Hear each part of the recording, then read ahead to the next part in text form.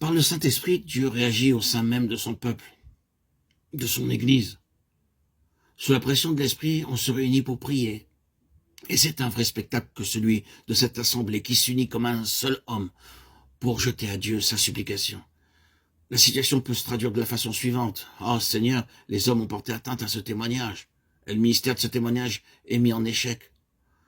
On veut le circonscrire, l'entraver, le restreindre, couper court à son développement. C'est peut-être la fin à brève échéance. Or, tout notre cœur s'insurge contre cette pensée. Nous ne pouvons pas accepter qu'il en soit ainsi. Il y a quelque chose en nous qui proteste et qui déclare qu'il ne peut pas en être ainsi. Mais qu'au contraire, ce témoignage doit avoir ses coudées franchis et que le ministère de ce témoignage doit être rendu à la liberté.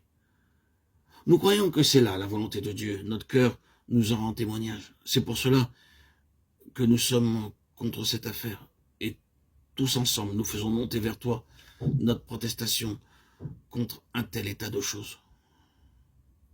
Quand Dieu, par son esprit, obtient de son peuple une telle attitude, quand il peut l'amener en faveur du témoignage et de son ministère, à ce degré-là d'intelligence dans la collaboration avec le trône, alors, de son côté, il intervient souverainement.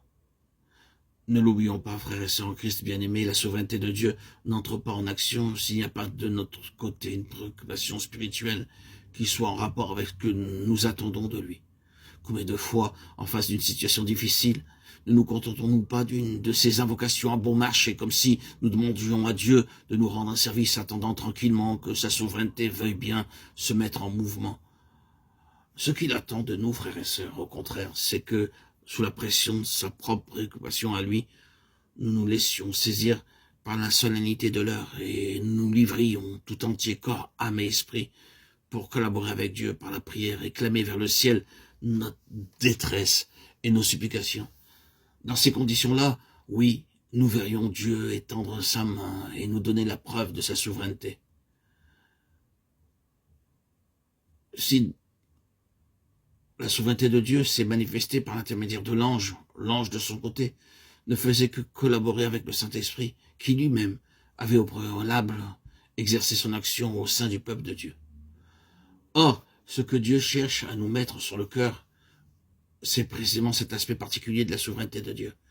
Le privilège qu'est le trône et qu'est le nôtre, accéder au trône, la responsabilité qui est la nôtre de collaborer avec Dieu par la prière à certaines heures décisives, cela suppose naturellement de notre part une certaine position spirituelle pour que le Saint-Esprit puisse intervenir auprès de nous dans telles circonstances données où les intérêts de Dieu sont en cause. Il y a de notre côté une position à atteindre, une condition à remplir. Et cette position ou cette condition, c'est une préoccupation constamment en éveil pour le témoignage de Dieu. Or, cette préoccupation ne peut exister que si nous sommes au clair sur la nature de ces témoignages, en même temps que sur sa nécessité, sur ce qu'il y a d'impératif dans sa raison d'être.